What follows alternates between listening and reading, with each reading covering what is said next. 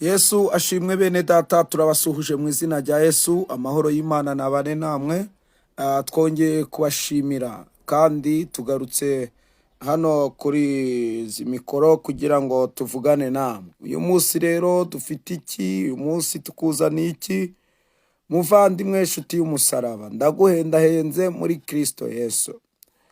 Ntuze gukora ikosa ngo ucikwe no kumva iki kiganiro cyangwa se ubu busesenguzi bw'ijambo ry'Imana tugiye kuganira uyu munsi wa none.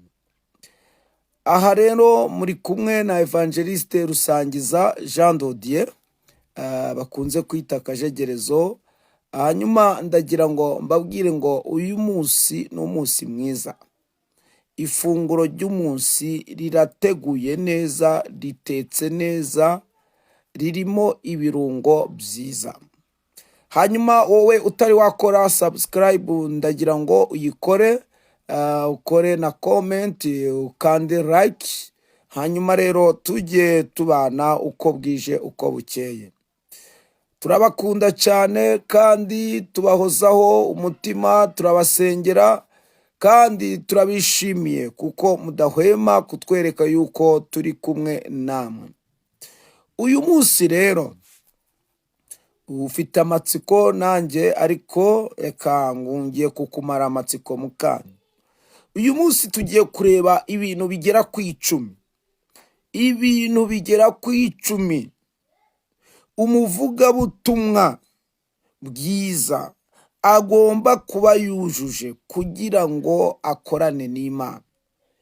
Ibintu 10 umuvugabutumwa agomba kuba yujuje kugira ngo akorane n'Imana. Niba ibi bintu bidahari, uyu muntu atabifite, hari ikintu arababuze.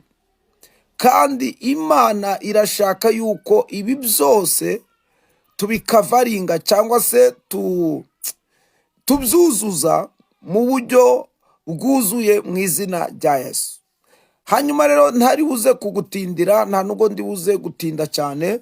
Reka dutangire rero. Ni ikihe cya mbere tugiye kureba kiranga umuvugabutumwa agomba kuba yujuje kugira ngo akorane n'Imana? Icya mbere, agomba kuba yarahamagawe. Agomba kuba yarahamagawe n'Imana. Apana muyomba, apana shangazi, apana kuba warahamagawe na aposo na apotre bitewe n'inyungu runaka. Oya, ukumva Imana iraguhamagaye. Rero ugomba kuba warahamagawe n'Imana. Hanyuma nzajya mbahereza ibyanditswe byera kugira ngo muze kubisoma. Iyo dusomye igitabo cyo Kuva ibice 3 ku murongo wa 4, tubona uburyo Imana yahamagaye Mose atambutse agiye kureba igihuru cyaka, ngo Imana ihita imuhamagara mu izina. Umuvugabutumwa rero agomba kuba Imana yaramuhamagaye muri uwo muhamagara agiye gukora. Icya kabiri,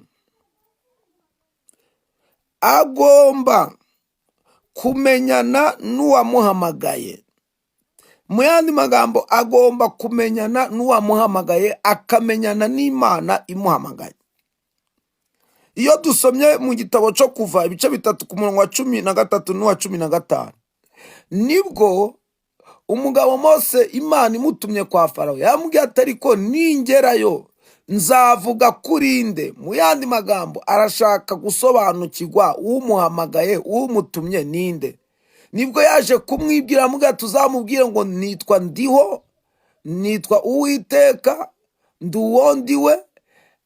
Agenda azi uwamuhamagaye, mbese baziranye. Ukwiriye kumenyana n'uwaguhamagaye, ukaba umuzi amazina, tari ibintu byo kumwitiranya n'abandi. Cyo ni icya kabiri.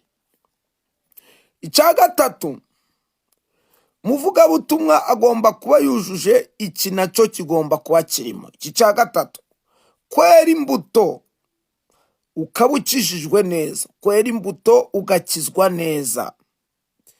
Kwera imbuto ugakizwa neza.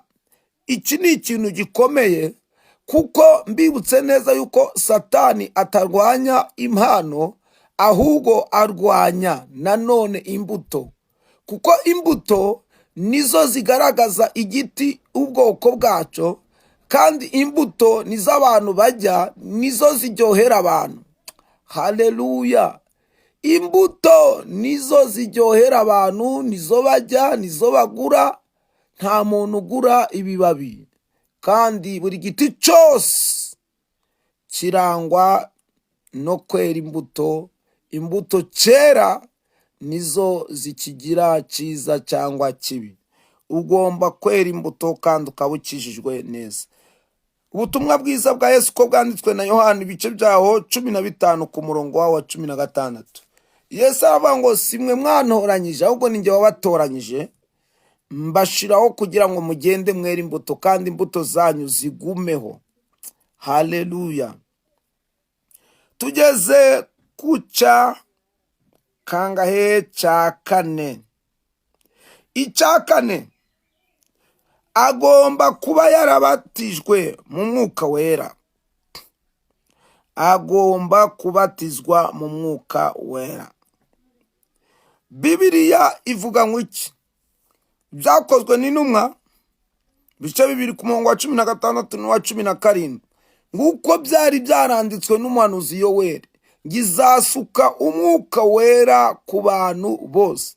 Mbibutse neza yuko isezerano ry'umwuka wera ntago ari iry'abantu bamwe ngisige abandi, ahubwo iri sezerano ni iry'abantu bose. Ahubwo akondisiyo cye, umwuka wera ushaka gute? Umwuka wera aza gute? Ntabwo umwuka wera apfa kuza ku muntu utabyiteguye, ku muntu utabishaka, ku muntu utaciye bugufi. Yihane, yumve ko akeneye konekisiyo n'ijuru. Rero umuvugabutumwa bwiza bwa Yesu Kristo agomba kuba yujuje n'iyi kondisiyo kugira ngo akorane n'Imana. Agomba kuba yaruzuye umwuka wera. Hanyuma tugeze ku cya gatanu. Cya gatanu kiravuga ngo agomba kugira impano z'umwuka wera. Ugomba kugira impano z'umwuka wera Imana, kuko izo mpano yarazitanze. Ntabwo ushobora kugira zose uko ari 9, ariko ushobora byibura kugira izo Imana iguhereza. Iyo dusomye byakozwe n'intumwa ibice byaho 19 ku murongo wa 11, hagaragara uburyo Pawulo umwuka wera yari yaramuhaye impano yo gukora ibitangaza. Biravuga ngo bashiraga abarwayi ibitambara n'imyenda bavanye ku mubiri wa Pawulo, ngo bagakira indwara, ngo abadayimoni bagahunga. Imana iguhereza impano z'umwuka wera kugira ngo nanone umurimo w'Imana w'ivugabutumwa uwukore neza mu izina rya Yesu. Hanyuma tugeze ku cya gatandatu. Icya gatandatu kiravuga ngo kuba azi ibyanditswe byera. Umuvugabutumwa bwiza ugomba kuba uzi ibyanditswe byera, tari ibintu biri aho ngaho ngo narumvishe ngo mbyumvanye guca. Ugomba kuba uzi ibyanditswe byera, ugafata umwanya wo gusoma, ugasoma ibyanditswe byera. Iyo dusomye Zaburi 119 ku murongo wa 11, Dawidi avuga ngo nabitse ijambo ryawe Mana umutima wanjye kugira ngo ndagucumuraho. Ntago waribika utarisomye, ntago waribika utarimenye. Ugomba gusoma ibyanditswe byera. Haleluya! Hanyuma tugeze ku cya karindwi. Icya karindwi kiravuga ngo agomba kuba umunyamasengesho. Muvugabutumwa bwiza ugomba gukorana n'Imana agomba kuba umunyamasengesho. niba databuja yarasengaga, wowe urinde wowe udasenga? Kandi ntago ukwiriye kubaho udasenga. Mukozi w'Imana, muvugabutumwa, nshuti y'umusaraba, ugomba gusenga. Ntago ugomba guhora wiruka ugenda gusa. Ntufate umwanya wo gusenga, ntufate umwanya wo gusoma ibyanditswe ugatekereza yuko ibyo wakoreye i Nyamagabe, uko wakoze Cyangugu niko uzakora n'i Kigali. Oya, iminsi buri munsi ugira ibyawo. Ugomba gusenga kuko na Yesu yarasengaga. Iyo ubwirije hari imbaraga ikuvamo. Iyo imbaraga ikuvuyemo ugomba kujya gushaka iyindi. Ubundi iyo ubwirije uba ugabanyukiwe, hanyuma rero ukongera ukajya mu masengesho, Imana ikongera ikakuzuza. Iyo dusenga, Imana irongera ikatwuzuza mu izina rya Yesu. Haleluya! Imana ihimbaza. Rero umuvugabutumwa bwiza ukorana n'Imana agomba kuba umunyamasengesho. Esiteri ibice 4 ku murongo wawo wa 15. Esiteri atumaho abantu ababwira ati, ndaza kubabwira ab'Ishushani bose biyirize kandi basenye. Amasengesho akora imirimo n'ibitangaza. Hanyuma icya munane kiravuga ngo umuvugabutumwa bwiza ukorana n'Imana, Imana ishaka gukorana nawe, agomba kwihangana mu bibazo, kwihangana mu bigeragezo.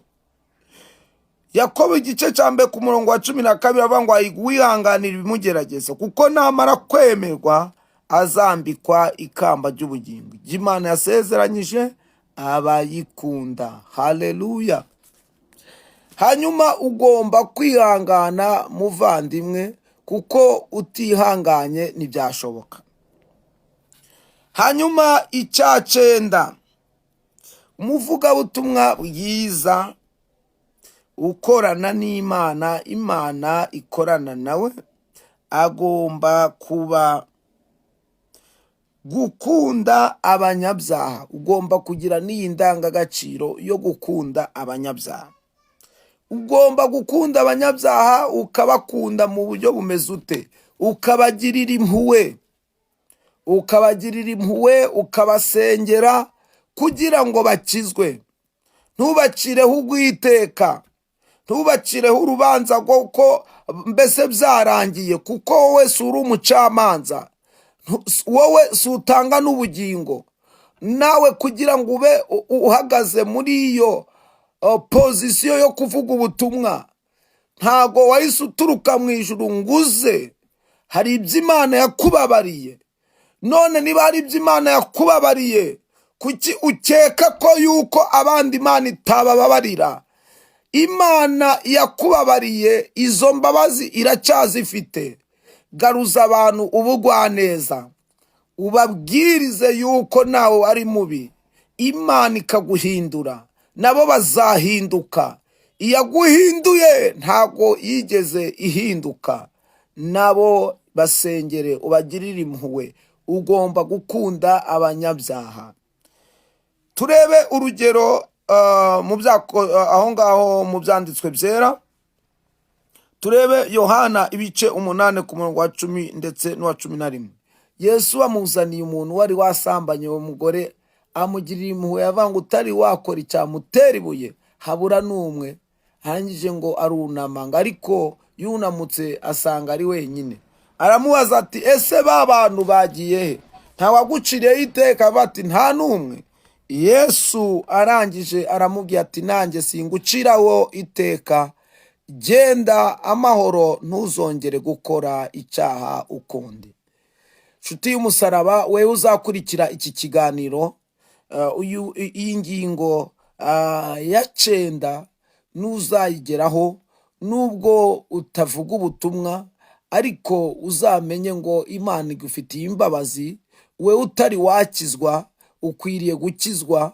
Kandi niba ukeneye ko tukuyobora inzira, uburyo wabigenza, uzaduhamagare kuri iyo nimero uri kubona twanditse aho ngaho kuri YouTube yacu, hanyuma tuvugane. Ariko naje kukubwira ngo nawe Imana iragukunda. Haleluya. Icya cumi ari cyo cya nyuma, umuvugabutumwa bwiza Imana yatoranyije kugira ngo Imana ikorane nawe. Ugomba kumenya igihembo Imana izaguhemba. Igihembo Imana izaguhemba ariyo ngingo ya nyuma tubonye ya cumi. Ni ukuvuga ugomba kumenya ngo ni ubugingo buhoraho. Haleluya. Imana igihembo yateguriye uwo yahamagaye ikamutoranya kugira ngo akorane nayo, imubikiye ubugingo buhoraho. Imana izaguhereza ubugingo buhoraho, nicyo gihembo gikuru Imana iguteguriye. Hanyuma ubwo bugingo buhoraho buboneka gute? Hanyuma reka dusome ibyanditswe, ubutumwa bwiza bwa Yesu ko bwanditswe na Yohana ibice 17 ku murongo waho wa 2. Haranditse ngo, nguko wamuhaye ubutwari ku bantu bose, kugira ngo abo wamuhaye bose abahe ubugingo buhoraho. Ubu nibwo bugingo buhoraho, ko bakumenya ko ari wowe Mana y'ukuri yonyine, bakamenya n'uwo watumye ari we Yesu Kristo. Haleluya. Ndagira ngo mbashimire byimazeyo, ariko mbabwire ngo Imana itubikiye ubugingo. Mwene data, ayo ni amahame cyangwa se ibintu bigera ku 10 biranga umuvugabutumwa bwiza Imana ihamagaye kugira ngo akorane nayo. Ibyo ugomba kuba ubyujuje. Njyewe Umwuka Wera yabashije kumbishurira ibyo bigera ku 10.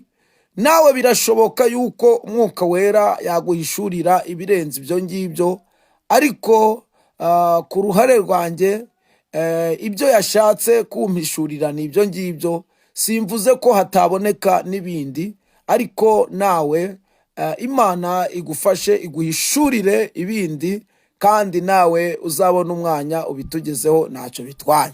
Ariko ibyo ko bigera ku 10 ukwiriye kubitunga, ukwiriye kubimenya, kugira ngo Imana yo mu ijuru ihabwe icubahiro. Hanyuma reka nongere mbikwibutse nihuta cyane ntasobanura. Hanyuma icyambere umuvugabutumwa agomba kuba yujuje kugira ngo Imana ikorane nawe. Icyambere agomba kuba yarahamagawe nayo. 2 ni ukumenya uwaguhamagaye, Imana yamuhamagaye. 3 agomba kwera imbuto akijijwe neza. 4 kubatizwa mu Mwuka Wera. 5 kugira impano z'Umwuka Wera. 6 kuba azi ibyanditswe byera. Hanyuma 7 kuba umunyamasengesho. 8 kwihanganira ibimugerageza, ibyago n'amakuba. Hanyuma 9 gukunda abanyabyaha. 10 kumenya igihembo Imana yamuteguriye, kari ubugingo buhoraho. Imana ibahe umugisha mu izina rya Yesu. Ndabakunda cyane. Mana, turagushimiye ubanye natwe muri uyu mwanya, kandi twumvishije uvuganye natwe. Duhereze kandi imbaraga zo gushobora gushira mu ngiro aya mahame 10 tubonye, agomba kuranga umuntu wese w'umuvugabutumwa bwiza Imana itoranyije kandi ihamagaye kugira ngo ikorane nawe. Urakoze, icubahiro ni cyawe. Tubisabye tubyizeye mu izina rya Yesu Kristo. Amen, amen. Imana ibahe umugisha mu izina rya Yesu. Amen.